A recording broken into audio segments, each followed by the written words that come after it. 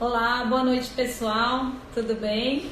Oi, Em cima da hora, pontualmente. Sim, sou o Dr. Rogério, doutora Paula, a gente é aqui do IPGO, e hoje a gente vai falar um pouco sobre abortos, né? Como os abortos podem ser evitados, né? Enfatizando mais os pacientes que têm abortos de repetição. A gente escolheu esse tema porque, além de ser uma coisa muito comum e muito frequente, né, na população, também é algo muito impactante na vida de um casal. Então, pela sua frequência, né, a gente sabe que a cada 5 mulheres, uma vai ter um aborto alguma vez na vida e que isso impacta, né? Porque a mulher, quando ela decide ter um filho, ela quer para amanhã. E aí, quando isso acontece, é seguido de um aborto, e quando isso se repete mais de uma vez, acaba trazendo um problema muito grande para esse casal, né? Então, o Rogério vai falar um pouquinho do conceito. Na verdade, assim, aborto, a gente considera todas as perdas que acontecem antes de 22 semanas de gestação. É muito frequente, cerca de 15% das gestações vão evoluir para um aborto de primeiro trimestre, né? Isso vai ser muito mais frequente conforme a idade. Então já é esperado, de acordo com a idade, que vai ter abortos que começa em 15% em pacientes jovens e chega até 40%, 50% em pacientes acima dos 42 anos. Tá certo? Quando a gente fala de aborto de repetição, a gente considera 3 abortos seguidos de primeiro trimestre. E daí é considerado aborto de repetição. Hoje em dia, já 2 abortos a gente já considera que merece investigação e merece um tratamento, tá bom? Exatamente. E essa porcentagem que a gente fala de 15%, na verdade, isso é uma taxa de aborto clínico. Isso quando a paciente já teve um atraso menstrual, diagnosticou a gestação e aí teve um aborto. Só que, na verdade, isso é mais a ponta de um iceberg. A gente sabe que as taxas de perdas são muito maiores do que isso, que muitos embriões são perdidos logo depois da fertilização, antes de implantar no útero, e mesmo após a implantação, antes de um atraso menstrual, existe uma perda muito grande, essa taxa atingindo quase 50% de todos os embriões formados, né? Então, a fertilidade humana, ela é falha, né? Nós formamos muitos embriões alterados. E essa é a principal causa de abortamento, né? Em abortos isolados, chega a 80% das causas são por alterações. Nos abortos de repetição, é menos frequente, mas pelo menos 50% aí vão ser embriões que eram alterados. E a alteração dos embriões, por que acontece?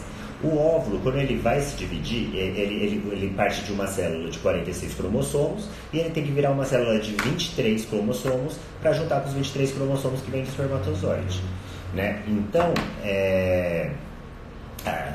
nesse processo de divisão, acontece só na hora que a mulher está ovulando. Então, essa divisão dos cromossomos em uma paciente de 20 anos acontece com uma célula de 20 anos. Numa paciente de 40 anos, acontece numa mulher de 40 anos. Então, a chance de que tenha algum erro nessa divisão e daí forme um óvulo com alterações cromossômicas que vão acabar gerando embriões com alterações cromossômicas sobe muito com a idade. Né? A gente já viu algumas perguntas. Tem algumas perguntas relacionadas a algumas das causas, né, do abortamento. Então, a Clésia perguntou sobre enoxaparina, que está relacionado à trombofilia, e a Lígia perguntou sobre as células NK, né? Quer falar sobre as células NK? Então, das células NK, o que acontece, né? Alterações imunológicas é uma das causas que a gente levanta para aborto de repetição, falhas de implantação, e é uma coisa bem polêmica porque não tem muito consenso nessas avaliações. O que acontece? A gente sabe que o sistema imunológico é muito importante para a gravidez, para o processo de implantação. O embrião, ele é geneticamente diferente da mulher, então ele seria um corpo estranho. E o útero, ele está preparado para fazer toda uma imunomodulação para permitir que o embrião cresça no útero sem que o corpo da mãe rejeite esse embrião.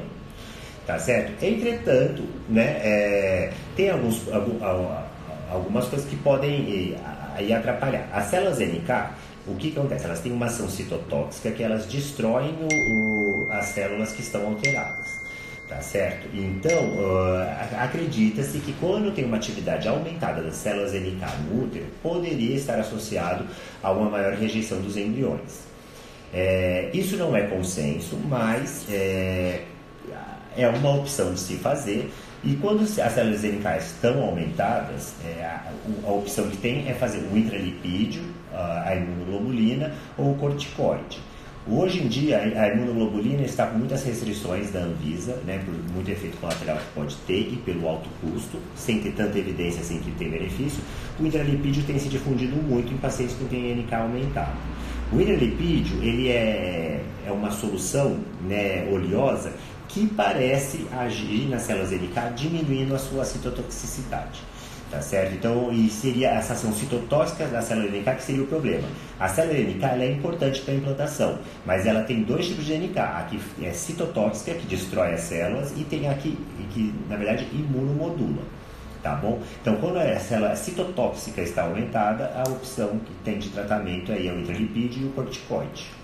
Bom, com relação às trombofilias, que a Clésia perguntou, na população em geral, em um aborto isolado, elas não são tão frequentes e normalmente a gente não faz essa pesquisa. Mas na população que tem aborto de repetição, na população infértil, a sua frequência justifica que a gente faça uma análise de todas as trombofilias. As que existem consenso, as que são mais frequentes, é a mutação do fator 5 de Leiden, a mutação do MTHFR, a mutação da protrombina e todos os anticorpos relacionados à síndrome do anticorpo antifosfolípide. Essa síndrome ela é caracterizada por um aumento no risco de trombose placentária e formando esses microtrombos existe um maior risco de abortamento e ela é uma das síndromes que a gente conseguindo diagnosticar e tratar aumenta muito as chances de a gestação evoluir normalmente sem nenhum problema. Qual que é o tratamento para quem tem trombofilia, para quem é portador dessa síndrome dos anticorpos antifosfolípide? O uso da enoxaparina, tá? E o uso do AS. Então, com isso, a gente consegue ter uma causa de abortamento diagnosticada, tratar e evitar que isso aconteça com recorrência. Então, é muito importante, numa paciente que teve mais de um aborto, a gente fazer essa pesquisa, né? E aí pensar em outras causas uterinas, por exemplo. Então, a paciente ter miomas muito grandes ou de localizações dentro da cavidade uterina, ter um septo uterino, que são as causas corrigíveis, pólipos, sinéquias. Quem teve muita curetagem pode produzir aderências no útero e com isso diminuir as taxas de implantação, né? Essas todas as causas a gente consegue corrigir com cirurgias que não são muito complicadas.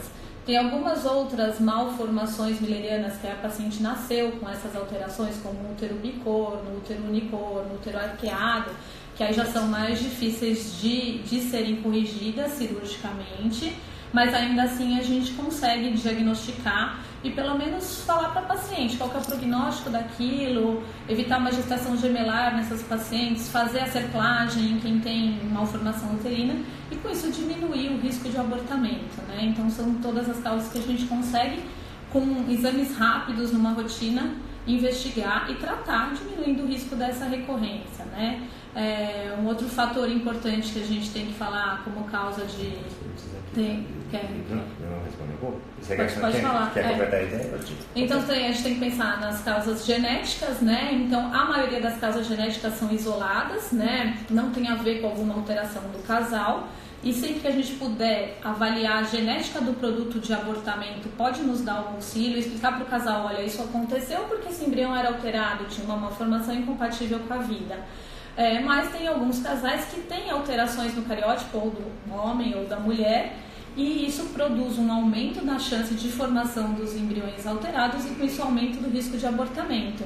E aí com isso, através da fertilização in vitro, a gente consegue fazer a biópsia pré-implantacional e selecionar apenas os embriões normais, evitando um aborto de causa genética, né?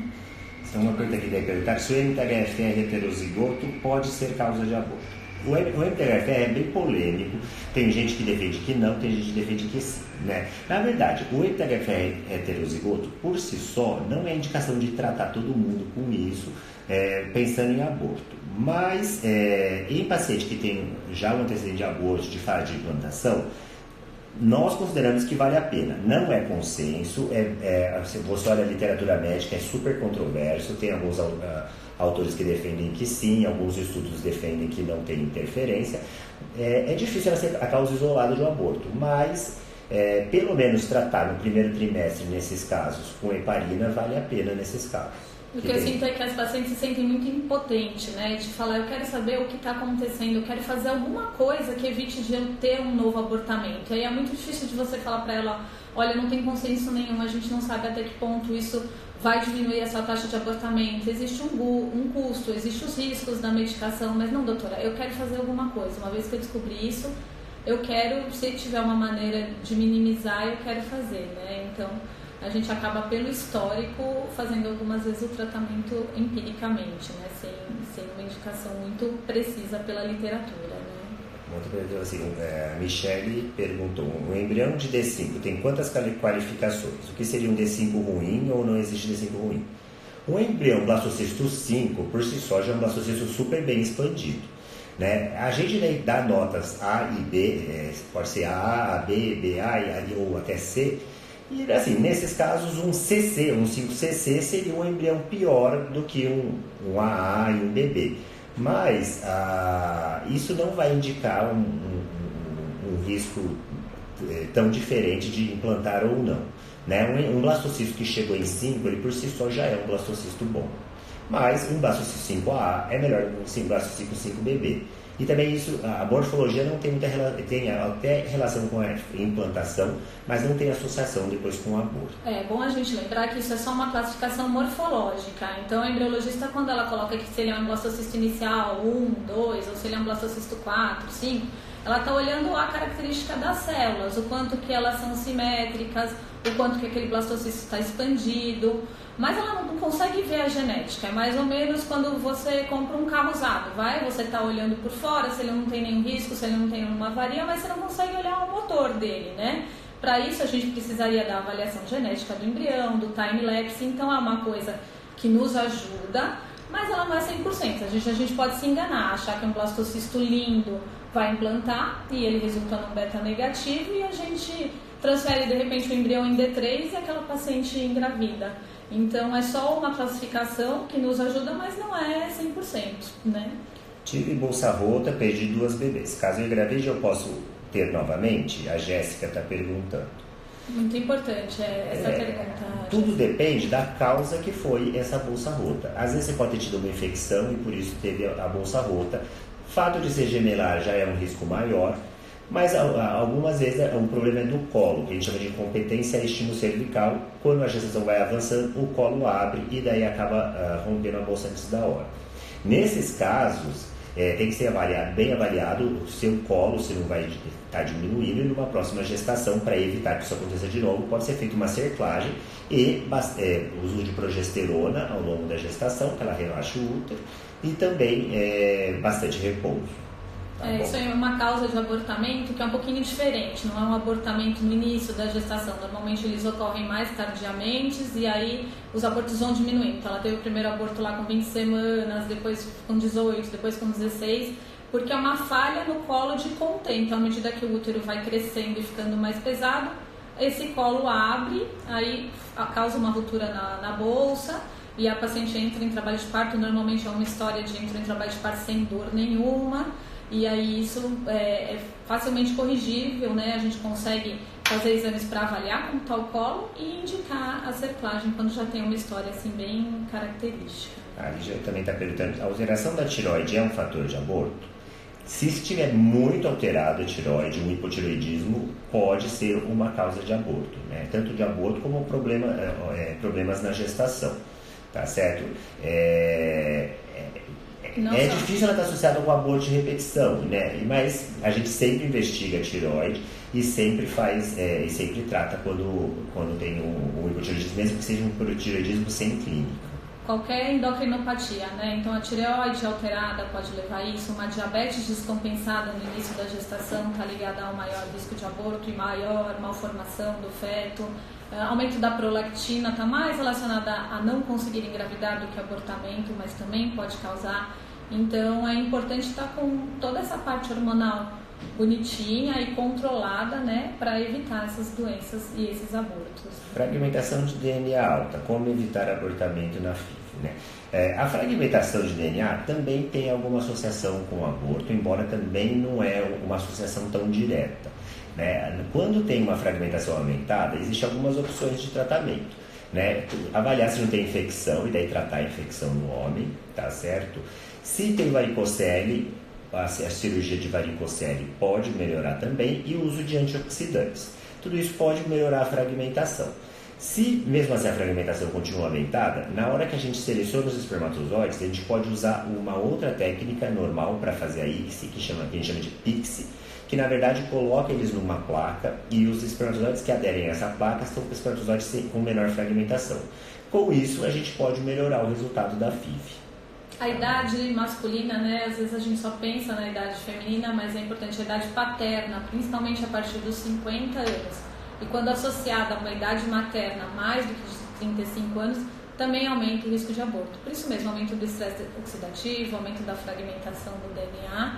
Então, apesar do homem influenciar menos com relação à idade, no risco de aborto, muito menos do que a idade da mulher, também tem uma relação. Então, um casal com um homem mais velho e com uma mulher a partir dos 35 anos tem um risco maior de abortamento. Certo. Vitamina, tá? Vitamina D é uma coisa que é super simples da gente diagnosticar, super simples da gente tratar, é muito frequente na nossa população e está relacionada tanto à infertilidade quanto ao abortamento. Então, aproveitar o verão aí, todo mundo tomar um solzinho a mais para manter o nível de vitamina D bom. E qual o benefício da cerclagem? A gente falou, né? Então, que no caso que tem de incompetência de estímulo cervical, esses abortos mais tardios, daí a cerclagem tem um bom resultado. Endometriose profunda no intestino, como tratar para ter uma FIV bem sucedida? Na verdade, a endometriose ela não tem associação com o aborto, né? Não existe essa relação. Na fertilização, a gente sabe que caem os resultados, tanto da gravidez espontânea, mas mesmo na fertilização in vitro, os resultados podem cair quando tem endometriose, ela pode atrapalhar a implantação. Fazer a cirurgia de endometriose é uma boa opção para melhorar os resultados da fertilização. A única coisa é que tem que ser feito por pessoas que são bem especializadas em cirurgias, porque é uma cirurgia que não sem riscos, né? Você vai mexer às vezes no intestino, tem que ser feito por profissional, né? Né? Exatamente. Tem que operar por alguém que esteja pensando não só em tratar a endometriose, como preservar a fertilidade. E normalmente a gente se a paciente é assintomática, a gente não indica direto fazer a cirurgia, no caso da FIV. Se com a FIV não conseguir a gestação, uma opção muitas vezes a gente congela os embriões primeiro, porque às vezes na cirurgia pode acabar prejudicando o ovário, tem os embriões guardados, então daí programa fazer a cirurgia da endometriose e vai realmente melhorar as chances de implantação. Outro fator que é importante lembrar quando a gente fala de aborto são as infecções, né? Nos abortos espontâneos, nos abortos mesmo sem seios de repetição, então qualquer infecção aguda no início da gestação pode levar ao abortamento, dengue, citomegalovírus, toxoplasmose, qualquer infecção pode levar, né? Mas existem as infecções crônicas, que muitas vezes são assintomáticas, passam sem diagnóstico e elas estão relacionadas tanto a falhas no sucesso de tratamento de fertilização, quanto a abortos de repetição. A endometrite crônica, por exemplo, não é tão fácil da gente diagnosticar, então exames de rotina que você faz com o seu ginecologista geral não vão te dar esse diagnóstico, e ela está relacionada sim ao aumento do risco de aborto, né?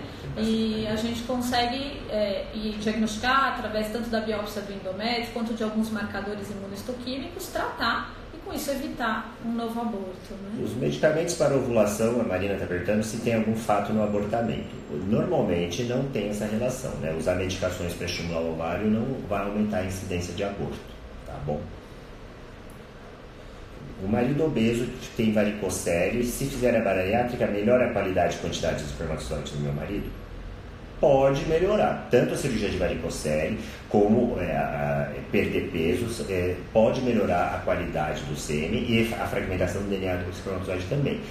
Não é certeza de que pode acontecer, mas é um possível benefício que pode ter.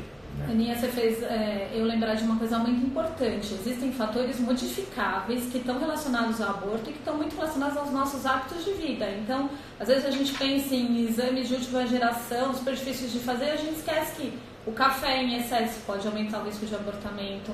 O índice de massa corpórea muito acima, então pacientes muito obesas ou pacientes muito magras, cigarro, né? Etilismo em excesso. É aquela pergunta aqui, então, que alimentos são considerados abortivos? Café em excesso pode ser prejudicial. O que a gente considera? Até 2 xícaras de café não tem problema. A partir de 3 existe um risco um pouco aumentado de aborto. Não é que vai acontecer o aborto, mas aumenta mesmo o risco. Então, estilo de vida, né? Então, tudo isso influencia. Então, o que a gente puder modificar desses hábitos de vida, fazer atividade física, se alimentar melhor, com certeza melhora a fertilidade e diminui o risco gestacional, não só de aborto, como de diabetes, hipertensão, tudo isso na gestação. Se né? teriam vitaminas que ajudam, né? As vitaminas, elas não vão evitar realmente os abortos, mas, como a gente falou, antioxidante, vitamina C, vitamina E, ajuda o ácido fólico na mulher e também a vitamina D. São vitaminas que realmente podem ter benefício para melhorar aí a taxa de aborto. Melhorar a qualidade dos óvulos, né? Quanto tempo tem que fazer repouso após a transferência dos embriões? Você sabe que, teoricamente, após a transferência não seria necessário nenhum repouso. Isso já é consenso. A mulher poderia sair da maca no momento da transferência, sair andando e ela ficar em repouso não aumenta em nada a chance de implantação, nada disso, né? Então isso é consenso, já tem vários trabalhos demonstrando que não precisaria de repouso nenhum. É que é difícil para a paciente, é muito mais por algo psicológico que a gente fala. Fica deitadinha uns 10 minutos, mas mais por ela achar que aquilo, para ter aquele momento dela, ter aquele momento do casal, para eles, enfim, rezarem, pensarem em escutarem uma música, alguma coisa assim, mas não pela implantação, não porque isso vai aumentar a taxa de implantação, só por um fator psicológico mesmo, dela ter aquele momento de relaxamento, entendeu? Mas não seria necessário repouso nenhum após a transferência. Eu fiz uma fertilização e não deu certo, tento novamente ou será que não vai dar certo novamente? É lógico que quando um tratamento não dá certo, a gente tem que pensar se realmente não tem alguns fatores extras que podem estar prejudicando. Mas é muito frequente uma FIV não dar certo. Então, se uma FIV não deu certo, vale a pena uma investigação maior da causa. Às vezes a gente não descobre a causa, mas vale a pena tentar mais, né? Vai depender muito de cada caso, mas é muito frequente não dar certo na primeira e dar certo na segunda. Tá e é bom? muito frequente, às vezes, a gente não saber a causa, né? Às vezes está lá escrachado, era um embrião com um grau muito ruim, que não evoluía bem, né? De uma paciente com mais idade, mas muitas vezes a gente não consegue saber o que foi, não tem nenhum fator, é tudo normal e não deu certo, e aí não pode desistir não, gente. Uma hora dá de um jeito ou de outro, né? E tem que ter fé. Exato. A FIV diminui a taxa de aborto.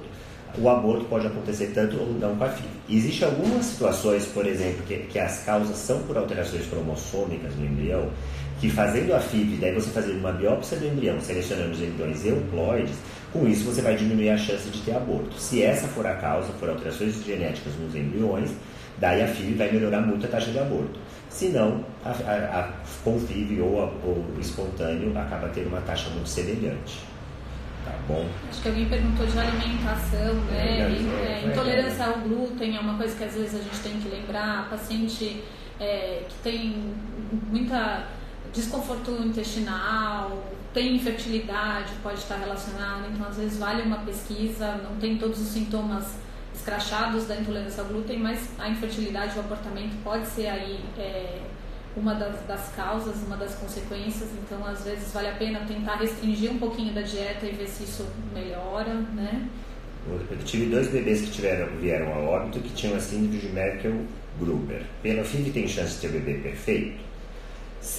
Eu não sei especificamente da Merkel-Gruber qual é a razão da síndrome, qual a alteração genética que é.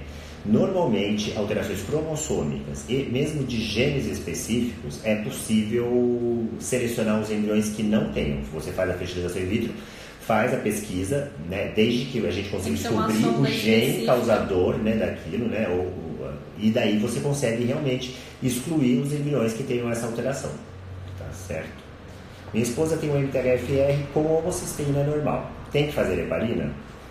Teoricamente, não tem uma real indicação, mas como eu falei, dependendo do caso, uma paciente já teve falha de implantação, a gente acaba fazendo pelo menos no primeiro trimestre, tá certo? Mas não é um consenso, não é uma indicação real acadêmica para a gente falar que precisa usar, tá bom?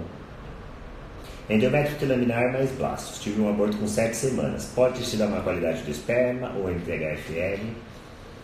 É muito difícil saber, né? Quando tem um aborto assim com a FIV de um blastocisto de boa qualidade, é difícil a gente saber qual foi a real causa. A não ser que a gente faça a pesquisa do embrião e veja se ele era cromossomicamente alterado, né? Daí a gente sabe que essa foi a causa.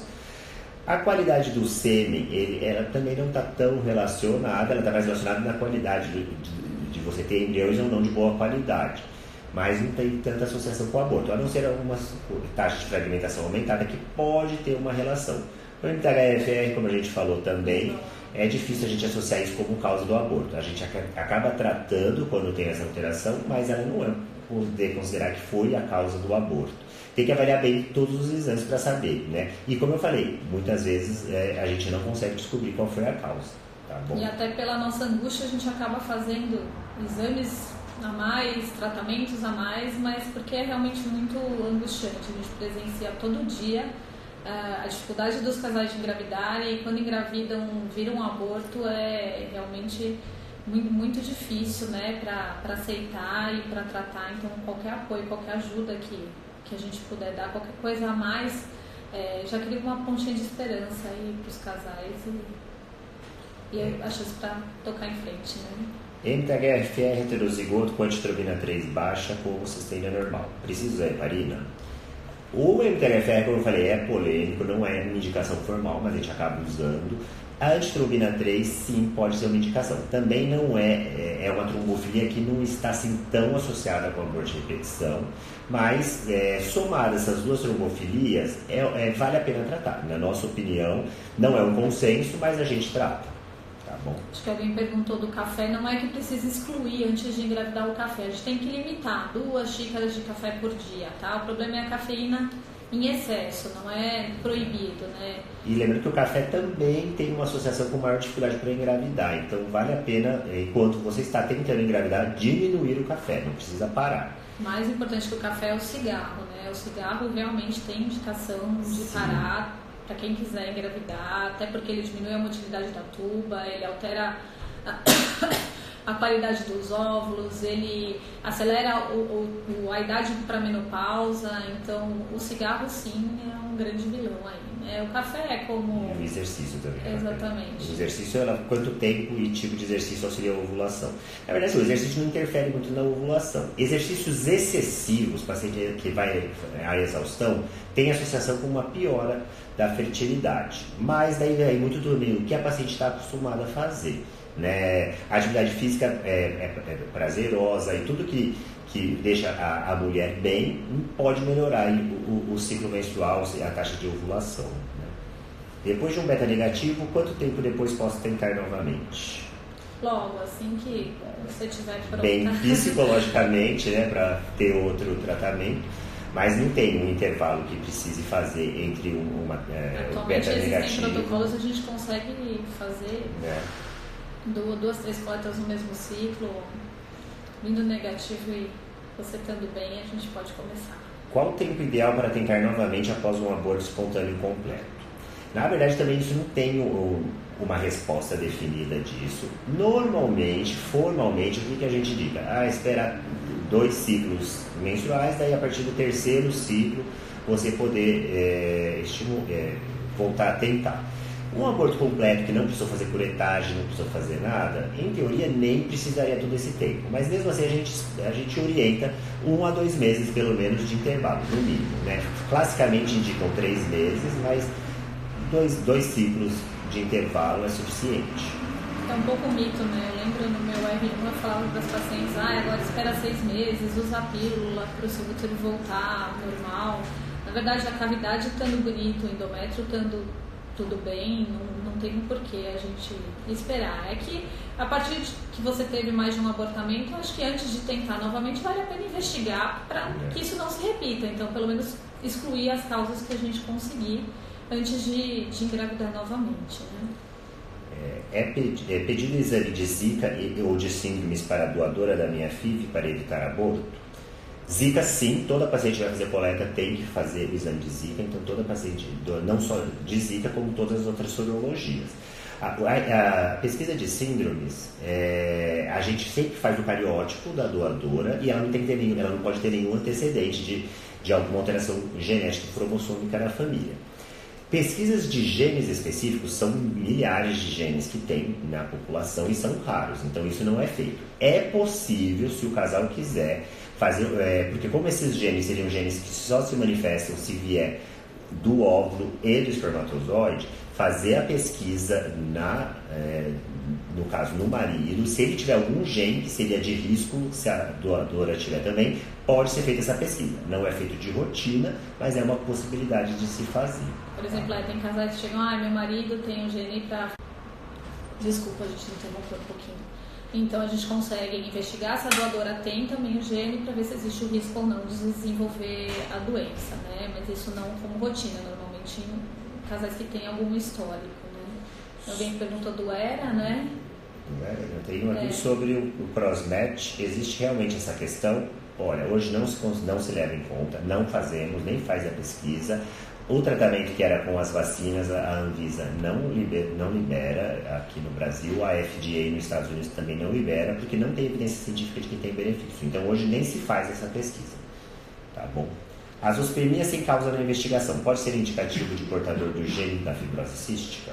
A zoospermia que causa fibrose cística é aquela zoospermia obstrutiva. Então a gente vê que os hormônios do homem são normais e tem um problema no ducto deferente. Então no ducto que leva o espermatozoide, né, da onde ele foi formado para o ejaculado, né? Então a gente consegue normalmente captar espermatozoide, mas a gente tem que ter certeza da exclusão que não vai ter a doença. Então a gente tem que investigar na esposa se ela possui a mutação para o gene da fibrose cística e aí sim conseguir fazer o tratamento. Tá? Tenho mutação do MTHFR heterozigoto. Vocês acham que eu devo tomar Clexane antes e durante a gestação? Vou fazer uma próxima transferência de embrião congelado. E está com medo de uma nova perda. A gente, nesse caso, indica fazer não quando você for fazer a transferência, quando entra com a progesterona antes da transferência, normalmente a gente entra com o Clexane, né, ou qualquer trenoxaparina, e é recomendado no primeiro trimestre. Depois do primeiro trimestre é muito questionável cada caso, a gente avalia cada caso. Como eu falei, não é um consenso só para o MTHF heterozigoto, mas se você já teve uma perda, tem o MTHFR, acho que vale tratar, pelo menos aí no primeiro trimestre. Pergunta do ERA, só para responder a pergunta. Então, assim, o ERA não é um exame que a gente faz de rotina, tá? Ele é um exame para a gente avaliar a receptividade endometrial. A gente sabe que existe uma janela ótima de implantação, que é comum para a maioria das mulheres, mas tem algumas mulheres que têm essa janela deslocada, ou para antes ou para depois. Então o ERA consegue avaliar isso e a gente pede nos casos de quem teve falhas de implantação, fez repetidas FIVs com falha, sem outros fatores. Então ele é um exame que pode ajudar sim, mas não é um exame de rotina. Aí também assim, é um exame que ainda não tem literatura científica suficiente para provar que realmente é necessário, mas a gente tem tido bastante resultado com o ERA. Até temos um trabalho que a gente publicou no último congresso, que com os dados nossos de pacientes que fizeram ERA e tinham falhas já de implantação e tiveram uma boa taxa de gravidez após a transferência de acordo com o ERA. Sobre o duplo estímulo, qual o protocolo da IPGO? Né? Esse duplo estímulo, na verdade, o que seria? O duostim, que a gente chama. Você faz o normal, uma estimulação, que pode usar diferentes protocolos, não tem um protocolo estabelecido definido dessa primeira estimulação, colhe os óvulos e 5 dias depois da coleta já estimula de novo. E a tendência é que nessa segunda estimulação tem um maior número de óvulos. Isso varia muito, não tem um protocolo estabelecido, mas a gente tem feito com frequência isso. Né? Daí depende dos exames dela para a gente saber qual medicação vai ter melhor resposta. Tem alguém dando um oi aí? Tem alguma indicação de fazer heparina em hospital ao invés de baixo peso molecular subcutâneo? Não, na verdade existe a opção de fazer a heparina não sendo a de baixo peso.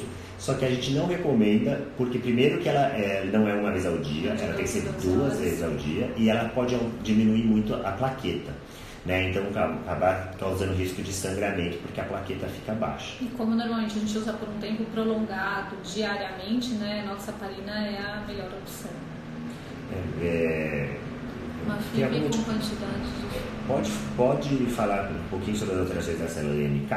Então, das células NK a gente vai voltar um pouquinho, mas só voltando, a gente do IPGO, a gente pesquisa a atividade celular NK no endométrio e quando esse está aumentado, a gente daí faz algum tipo de tratamento, né? Espera-se que com a atividade citotóxica, ou seja, destruição celular aumentada, possa aumentar o risco de dificuldade de implantação e de aborto. Nesse caso, é possível fazer o corticoide, que ele pode diminuir a célula NK, age diminuindo essa citotoxicidade da célula NK, ou então a imunoglobulina, mas que hoje em dia a gente não tem muito usado, tá certo? Algumas pessoas dosam a atividade da célula NK no sangue, tá bom? Isso é super questionável também, porque o que está no sangue não é necessariamente a atividade da célula NK no útero. Mais recentemente, a gente viu que tem um outro tipo de célula NK também. Voltou. Tem esse outro tipo de célula NK. Nesse caso, é uma outra variação, que a gente tem casos muito específicos que a gente faz, que é o exame do KIR, né? Que seriam os receptores da célula NK, que dependendo do tipo de receptor, você acaba inibindo a ação das células NK boas. Então, a gente faz uma pesquisa do HLA-C do marido e o KIR da esposa, e se o KIR for AA e o HLA do marido tiver HLA-C2, nesse caso, o que a gente recomenda é que tenha um só embrião. Mas isso é um assunto bem complexo e difícil a gente explicar aqui, onde a gente pode conversar a respeito do KIR. Tá bom. Acho que a gente tem que ir finalizando, mas para responder, acho que a última pergunta é uma paciente de 43 anos que está indo para a segunda FIV, que se tem indicação de transferir o embrião a fresco ou congelado. Isso depende, né? Transferir... Hoje em dia, com a técnica de vitrificação, as taxas são muito semelhantes, tanto da transferência a fresco quanto do congelado. A gente define isso muito mais pelo aspecto que tiver seu endométrio, pela dosagem hormonal, pelo número de óvulos que você tem, o número de embriões que foram formados. E aí, baseado nisso, é que a gente decide se vai transferir no mesmo ciclo ou de congelado, mas as taxas de sucesso são as mesmas, às vezes até melhores congelado quando existe quando a progesterona está muito alta, o estradiol subiu demais, ou o aspecto do endométrio não está tão bom, é melhor a gente deixar para transferir congelado do que a fresco. Mas é muito de investigar o que você sempre transferiu congelado e nunca deu certo com congelado, então de repente vale a pena tentar uma transferência a fresco. Depende muito de uma individualização aí também. Bom, gente, a gente tem que ir encerrando, mas pode ir mandando as outras perguntas. A gente vai depois olhar todas as perguntas que não foram respondidas aqui, que a gente possa ter passado, e a gente manda a resposta, pode deixar, tá bom? Que tiver de dúvidas também pode mandar pro IPGO, né? O nosso e-mail é o corpoclinico@ipgo.com.br. Ou então pode mandar pelo Instagram também pode mandar por aqui do IPGO também, tá bom? Ou até pro pessoal nosso também, pode mandar pra gente também. Tá Até bom? a próxima, espero que vocês tenham gostado. Tchau, tchau. Tchau, tchau.